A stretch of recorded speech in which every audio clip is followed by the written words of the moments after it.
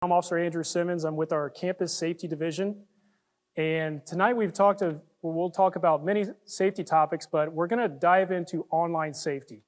And why do we dive onto online safety versus all the other safety topics?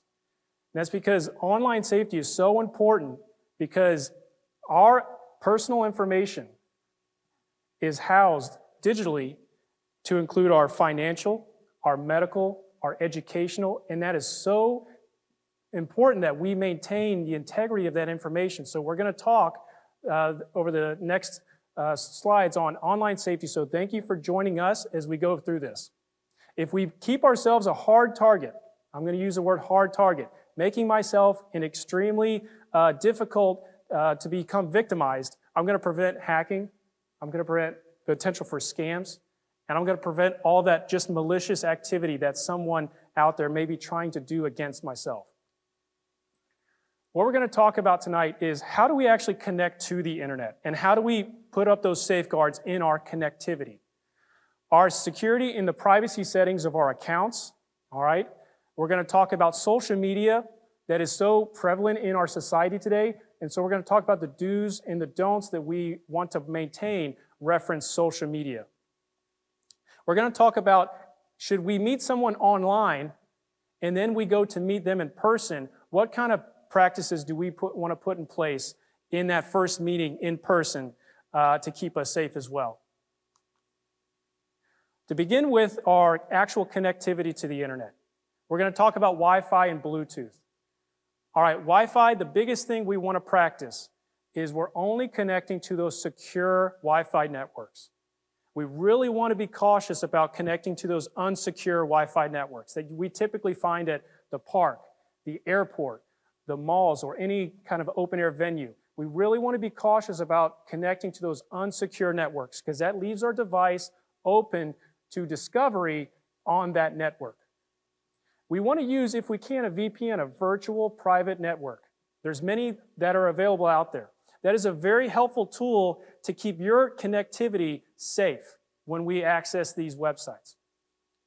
Bluetooth, what we really want to impress is let's not keep our Bluetooth enabled at all times, okay? Because our device is always going to be searching for devices to connect with and pair with, all right? So let's only keep our Bluetooth enabled when we're using it with our known devices and the ones that we've paired with. Otherwise, let's move to turn that off so they're not just searching for other devices. That's going to maintain our internet connectivity.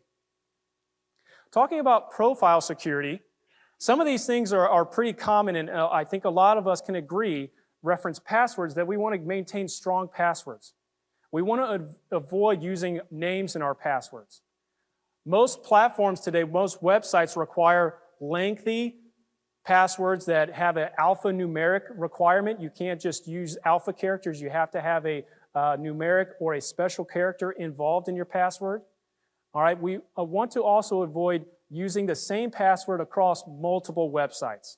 All right, there may be ease in that to remember our password across all these different websites, but that also opens up, should that password become compromised, now someone has access to all these other platforms because we use the same one. Likewise, I know it's difficult to maintain this ever-growing list of passwords, but we want to be very careful against keeping that list in maybe like a notepad form to where somebody, should they discover it, now they have a whole slew of passwords for all of your other accounts. Now, I'm going to touch on two-step verification, or what you can also say multi-factor authentication. And a lot of those apps keep a password manager that could assist us with maintaining all of our different passwords, but also keeping security of that information in of itself. But two-step verification. It is very common that it could be a biometric requirement, maybe a face or a thumbprint or a fingerprint.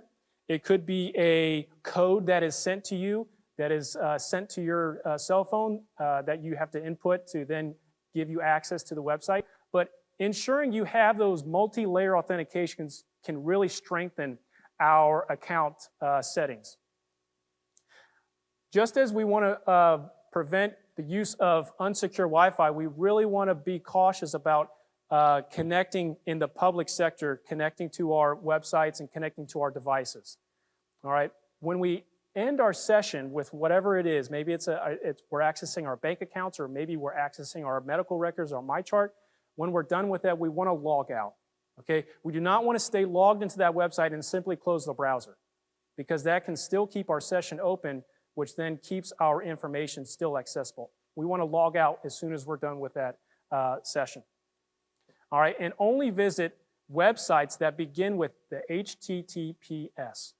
All right, if the URL does not begin with the HTTPS, we are not accessing a genuine internet website. We could get ourselves into what's known as the dark web, all right, and some very questionable and malicious content there. So only access the websites which begin with that URL. Our digital correspondence and our downloading behaviors can also be a very big risk factor for us, so we want to be mindful of this. We're receiving emails on a minute-by-minute basis, some of us by a second basis. We're inundated with them every single day. So we want to be very selective of what emails do we open and what attachments do we open. If you do not know the sender, you do not recognize where it's coming from, do not open that email, and I ask you, do not open any attachments that's inside that email. All right, that's commonly known as phishing, okay? So be mindful of that. If we don't recognize the sender, disregard it, do not open, and do not go any further. Likewise, let's not download any materials or software unless we know what it is, what its purpose is, and what the program is. All right, malware is any software that, if downloaded, is designed to have malicious intent with your electronic device. All right, so be very mindful of downloading programs or softwares to our computer as well. We have many scams that we're experiencing as a society, and we have it come to us at the police department. All right, this is a time where I'll mention that we also give a period of instruction specifically focused on online scams. We give it to the public, all right? But today I'm going to focus on just one specific that is very prominent reference, our use online. You may have an issue or a pop-up come up that says you have some sort of issue with a program and you need to contact help desk at this number. And then they're going to ask for an IP address. Do not give out our IP address to our devices, okay? That is effectively giving that individual complete control over our device, okay? So if we're asked for that, in most cases, that's not genuine. Let's refrain from giving our IP address. These individuals who attempt these online scams apply pressure, and they're very good at applying that pressure, okay? But we need not to panic, okay? We do not panic and do not buy into their demands. They're going to apply that pressure again and play into your fears that should you not do this, you're going to be out this sum of money, or your device is going to be disabled or what have you. But do not give in to those demands. Hang up, call the police department, and you can also contact your bank, okay? And you're going to find that there's no financial loss in most cases, that those are threats that they're trying to bait you into providing personal information, financial information, that they can then experience some financial loss. Gift cards. This is a very common indicator. This is our biggest red flag as scams. Should you ever be asked to pay for some service via gift card, that is an immediate red flag to stop, hang up the phone, and call us. Okay? There is no genuine service or no genuine business that is ever going to take compensation via gift cards. Okay, so that is the biggest red flag that we can impress upon you, that if you are instructed to go to some department store and purchase gift cards of any nature, stop and please call us. We're going to now talk about social media. It's prevalent for all of us, of all ages, of all backgrounds. Okay, so we need to be safe in our activities on social media across all platforms. The biggest advice that we can give you is maintain your privacy in who can access and view your accounts. All right? Let's only give access to viewership to those that we actually know. We know them intimately. They're actually real friends of us, and they're on our friends list. Let's not make that viewership open to everybody. A lot of these apps are going to default to giving your location out. I would suggest that we turn off location sharing, okay? Because that's going to maintain our safety All right? We don't need to give a location out that's going to serve two things. That's going to say, hey, I'm either not at my home or I'm out in somewhere where I don't know and I'm not familiar with the area. Okay, so there's two ends of that string. Could say they're not home. We could attempt something at their house, or there's an individual in that area that we're at that we're not very familiar with, and they can try attempt harm on us in that area. So turn off your location sharing, and I would refrain from checking into any locations. I quite frankly have the viewpoint that those who need to know where I am and what I'm doing, they already know, because those are the ones that are closest to me. Otherwise, I don't believe they need that information. Like I said with other websites, let's not stay logged into that account at all times. Once we're done using that social media platform, let's go ahead and log out. Okay? It's just best to end that session and close it out. Sharing our personal information is a subject that we cannot impress enough. As stated, that we don't want everybody to view our accounts, but we don't want to give all that information out there so they can view it. And the biggest ones we don't want to give is our date of birth, our phone number, our address, or any financial information. We do not want to give that information out. Nobody needs to know that outside of our intimate circle and our family. We're going to talk about photos that we post and how we must use caution with that. Once we hit something, once we hit send, once we post something, it is there. It's there for infinite in the cyberspace. All right, so be careful about what we post and what we share. And then it also extends to be careful about who we associate or tag with those posts, those images, and be mindful of how will it affect them. Not only how will it affect you and what information you're giving out, but be mindful of those around you and who you're tagging, because we want to be mindful of their safety as well. Just simple images can give out a lot of information about us. It can give out your location, your work, your school. If I'm posting an image in my uniform, it can give out where do I work? What city do I work at? All right, it can give out the location of where my work is. It can give out an idea of what my schedule is. Do I work the daytime? Do I work the nighttime? All of this information can be gleaned from some of our photos. So be very careful about our photos that we share. Just like we get emails all the time, we're also receiving friend requests almost on a daily basis. Be mindful of those friend requests that we accept. All right? If I receive a friend request, I'm going to investigate and do my due diligence and see, who are you? Do we have any friends in common? Who are those friends that we have in common? Who are they to me? How do I know you, and why are you sending me a friend request? I'm going to go through all of those things before I hit that accept button. Because it's an unfortunate reality that many fake profiles are being created, are being generated, and are bots, as we like to say, that are not genuine people. They pull a photo somewhere, they reach out to you in an attempt to get your attention, and that's where their malicious activity starts. We just talked about images. Sensitive images is really the biggest threat to us. Sending sensitive images of ourselves is dangerous, and we highly discourage it.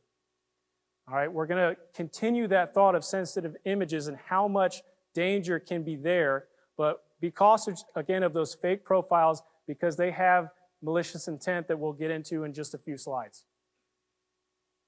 Before that, though, we're going to talk about marketplace and, again, meeting someone online and then in person. I use marketplace. I sell items. There's no problem in that.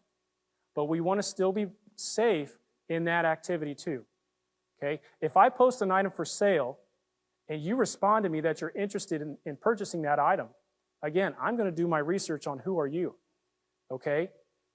Many of these marketplace platforms, they have reviews that you can submit. We interacted, we exchanged some good. I review you as a seller, you review me as a buyer, or whatever the case is. I'm going to look at that stuff and say, what's your history here? I see all these people who say you're a poor seller, then I probably don't want to move forward in this negotiation. All right, so I'm going to do my research on you before I move further in our talks. And throughout our negotiation, I still want to be very protective of the information that I give you. all right? There's no reason that I need to give you financial information because you're going to purchase an item from me. There's no reason that I need to divulge some of that information to you, all right? So be mindful throughout your negotiations of what information you share for them. Now, there's some easy things that we can really put in place when we meet those individuals now in person. We want to meet in a public place, a densely populated place, daytime. Let's bring a friend. At minimum, let's let somebody else know what we're doing and where we're going, okay? But bringing a friend is always the biggest recommendation we can have. You just have that safety net that's there with you should this person that you previously do not know at all, now you're encountering them in real life. Be careful with some comments such as, can I try it on first? Can I test drive it first if it were a car or something? All right, we've experienced a lot of our theft comes from an individual seemingly making that innocent request, and then they obtain the item, they obtain the vehicle or what have you, and then they flee with it, okay? And that's where the theft occurs. So be very mindful of requests like that when we're meeting it online. And this is another opportunity for me to say, at any time, you can use the Mason Police Department as an exchange or safe interaction area, okay? We always offer that. You can come to the Mason Police Department to make your transaction, whatever purpose it is, in front where there's video surveillance, and we're right there immediately available to assist you, okay? So remember that we're always there for you. One thing you can do to be proactive is just search yourself online. If I type my name in, whether it be on a social media platform, Google, or any other website, what results will I get? What does the internet have on me? Okay? Doing that, you can learn what's already out there. You could potentially go to that website and maybe opt out of some of that information sharing. Okay? So those are simple things that we can do to really find out what's already out there about me and how can I either pull it back and get it off of there or protect myself. So don't forget about just searching yourself online. We had just talked about sensitive images. We're going to now transition to talk about an event that we have seen on a rising frequency that we call sextortion. We're going to play a short video here that explains sextortion. But before we play, I will say the content of this video is heavy. This is a very serious matter. All right, this is not a matter that we take lightly. So be mindful of your own sensitivities, be mindful of your emotional well-being, and protect yourself as we move forward and watch this video.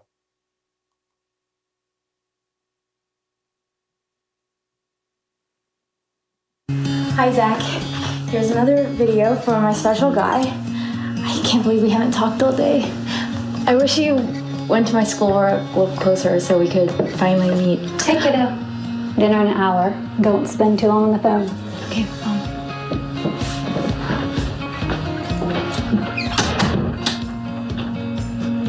I know you've been waiting for this for a while, so I wanted to give you something special.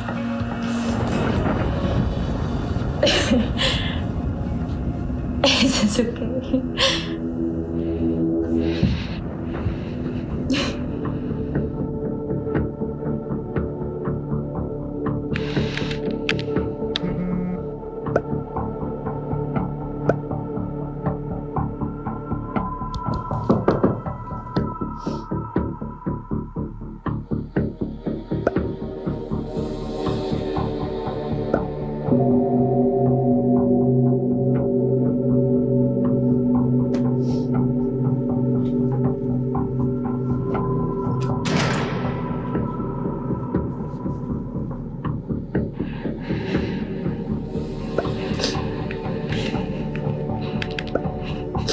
Who are you?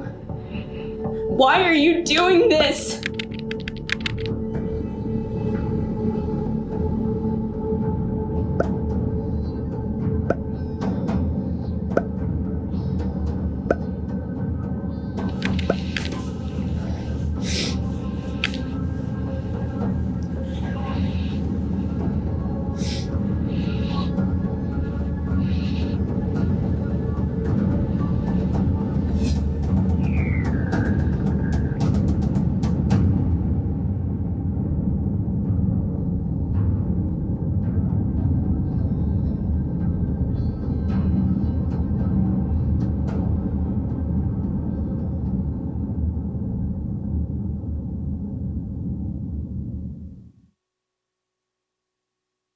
Okay, we're going to discuss sextortion.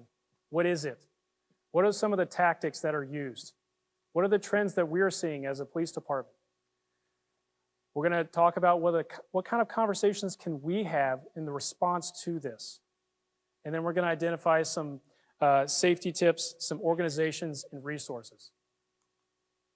This is also a moment that I'll say that this is a separate presentation that we provide to the public, which can be found at, published in Centerpoint and as well as Mason Community Center. Both this and the online safety are presentations that we give. So, sextortion. It's a online exploitation, a crime that targets children, but it's also experienced by all populations. All right? It targets children, but it's experienced by everyone. It's the coercion of blackmail to acquire sexually explicit content and the purpose to engage in sex or acquire money. So there's two motivations we're going to talk about, sexually and financial motivation. All right, and then what are the trends regarding both of those? We'll talk first about the sexual motivation. Our common victims are females in those teenage years. All right, a sensitive image is sent to somebody. That offender will then request additional images, more content. Give me more, or I will release these images to your friends, to your family, and to the public. If you do not keep sending me more images that are oftentimes getting more severe in their content. The financial motivation is actually seen more in males, still of the same age group, those teenage years, but the sensitive content is given, and then the offender starts to request money. You must pay me this amount or some large sum, or else I will release these images, I will release this content to your friends, family, and the public. All right, so that is the two common trends that we see, the sexual and the financial motivation. All right, just as we mentioned earlier about all these fake accounts, it's the same here. These offenders will use hacked accounts or steal an image from a person known to you or maybe an acquaintance of you to give you that sense of slight comfort. So their interaction begins there. And then once the content is shared, they're going to then make their threats to release the images. There's threats of violence. There's threats of harm. Time pressure. That is really the main tactic of theirs. Just as we saw in the other online scams, these people all just pressure, pressure, pressure. And they're going to be very increasing in their pressure to play on your fears. There's rapid victimization. This typically occurs on our social media apps. All right, that's why it's so important, some of the safeguards that we just talked about on our social media platforms, that we practice those. It's oftentimes that regardless of your compliance, whether it's more explicit material or it's money that you do give to that offender, they're going to follow through with their threats. They're going to still release those images. All right? So just understand that these are the trends of how they're accomplishing this. Offenders will demand large sums of money. Payments can be, as we mentioned before, gift cards. That's another big red flag there, or other online services. And unfortunately, this is resulting in increased rates of teen suicide. Why are our youth so vulnerable? Well, social media is so prevalent in our society today that they're experiencing it all the same. That turns to trends of less supervision, seeking acceptance, posting risky content. They're seeking likes, they're seeking followers, they're seeking reactions. And so they're being more comfortable posting this ever-increasing risky content, explicit content, so that's feeding their vulnerability. They're susceptible to manipulation, all right? That emotional well-being maybe isn't there or isn't as strong as it could be in later adulthood, so that they're susceptible to manipulation through that. They may have past victimization as well. That greatly affects the occurrence of further. And with the societal trends, that tendency to overshare information and images on those social media platforms greatly affects this as well. But what conversations can we have with our youth as a parent or as a friend, what conversations can we start to have to really curve this trend and make our youth those hard targets, as I mentioned earlier? Preparation in the communication we have is vital. We have to keep those lines of communication open. Have you heard about sextortion? All right, have those questions. Do you know anyone who might need help? What would you do if someone pressured you? All right, and impress, and we can't impress this enough, no mistake is too big to ask for help. You can always ask for help. All right, we as a police department are always saying, you can always ask us for help, but we can do that at home as well, okay? We're all in this together. It's unfortunate that 1 in 3 victims never tell due to embarrassment or shame. All right, it's a tough subject for them, but we need to try to open up and say, no mistake is too big. We need to talk about this. Let your child know that they can talk to you. Control the emotions in response, okay? Active listening. Active listening is vital here, okay? If they're choosing to open up to you, we have to be calm and listen to their words and listen to their experiences. Consider our tone and language in our response. Answer their questions, okay? Be honest with your answers, all right? And please, let's not do the discount of just ignore it, it'll go away, or you need to delete it. This is prominent enough and this is dangerous enough that we need to dive further in this and look at this, what's going on.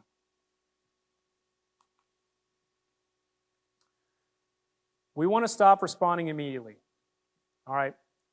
They're going to continue to make their threats. As you saw in the video, he continues to make his threats, but we want to stop responding. And just as I said, let's not discount and say delete it. We actually don't want to delete it, okay? We ask that you do not delete it.